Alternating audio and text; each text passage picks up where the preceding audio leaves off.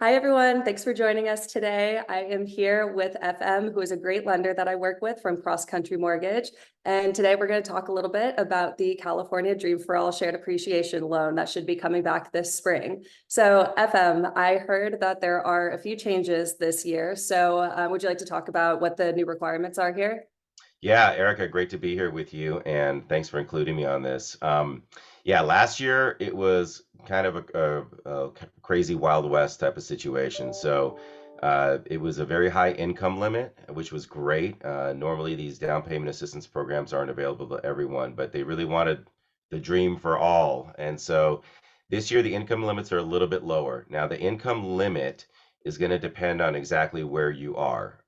So, for example, if we look at LA last year, you could get up to around $300,000 on the income. That's down around 234 this year. The other guideline change that they made, which is pretty significant, this is the big one, is they really want this to be available to first generation home buyers, is what they're calling it. So if your parents own a home right now, or if your parents owned a home at the time that they passed away, then you're not eligible for the program. And the verification that they're doing on this is you have to sign an affidavit saying that my parents don't own a home, right? So they want this to, and what happened was the money got used up so quickly last year Right. that they've tried to come up with ways of how can we shrink the population and make sure it's going to the most needy people who are going to get their first chance at home ownership, right? Truly first chance. So the guideline for the loan is the same. You can get up to 20% down, which can be used for down payment and closing costs. So theoretically, you could use it all for both and not have to come in with any money at all.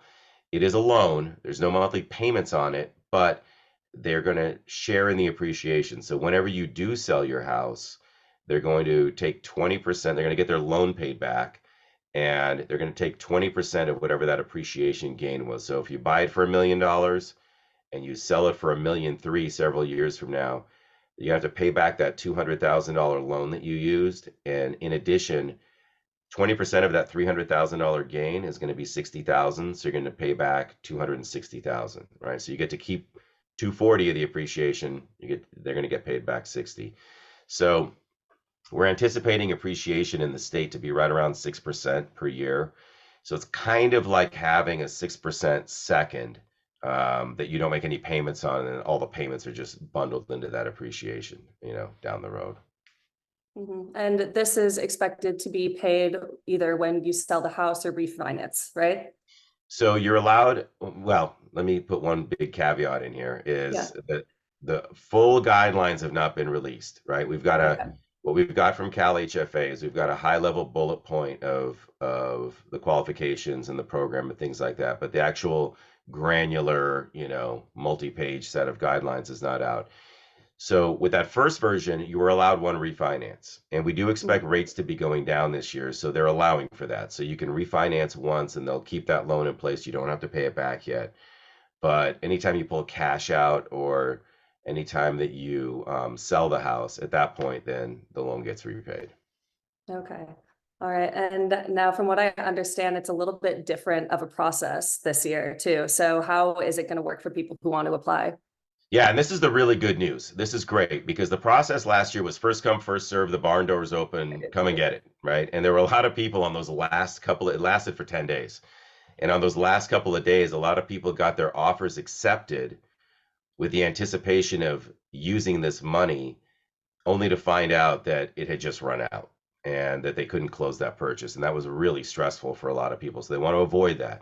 So it's going to be a much more orderly distribution this year. So now, sometime in March or April, and we don't have the date yet, they're going to open a 30-day window where the borrowers who intend to use this loan can go and register with them.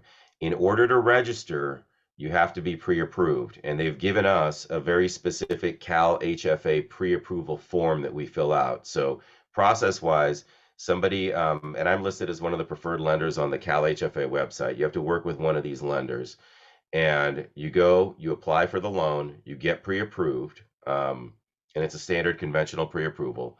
At that point, I'll give you this form, right? I'll say, okay, this is to verify that Erika has been pre-approved for the Dream for All program, And when that window opens, you have 30 days, and it doesn't matter when you register.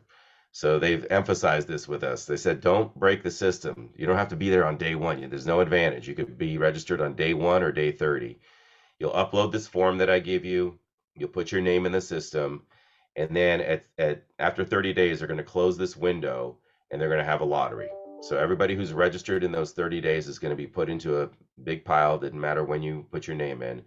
And they're going to award a certain number of these based geographically. So LA is going to get more of these than, a small town in Central California will, just because of the ratio of population, right? So they want to make it equitable as possible so that everybody across the state is going to have the opportunity to get some of these. So they're going to have that lottery. At that point, they're going to give you a registration number and your funds will be reserved. Now you can go shop for the home.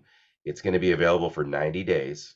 And if you don't use the funds in those 90 days, then those funds go back into the system and they'll reach out to somebody who's on the wait list who didn't get their number pulled and say, okay, now these funds are available for you to use for 90 days.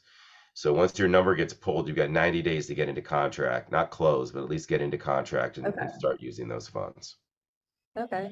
Yeah, well, this seems like a really great opportunity for first-time homebuyers who either missed out on it last year or if this is just the year that they're ready to do it. So do you have any tips or advice for anybody listening who might be wanting to apply? Is anything that they can do now in the best position possible?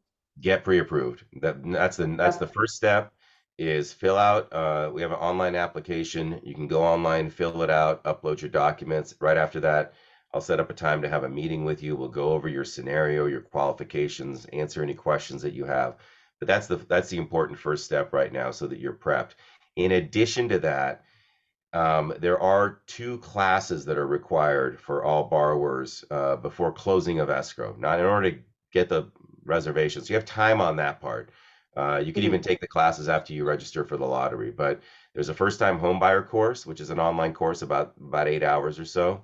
And then there's a specific class that's recorded also from Cal HFA that talks about the Dream for All program and the shared appreciation loan specifically.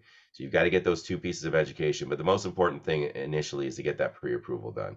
And the good thing about this is, I mean, let's be realistic about the chances.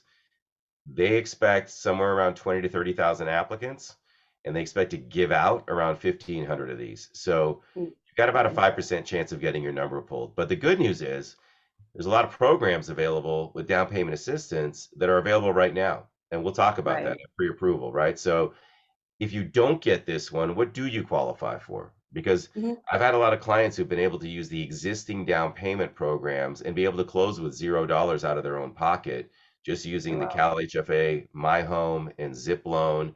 GSFA has a program. There's different county and city programs. So it's not just this one thing. And at pre-approval, we can go through all those options. Okay, awesome. Well, it's all really exciting. And thank you so much for taking the time out of your day to go over some of this information. And I'm going to go ahead and attach that link for the pre-approval in the description below, so anybody can go check it out if they want to get involved. It's always a pleasure to see you. You're the best. Thanks, Erika.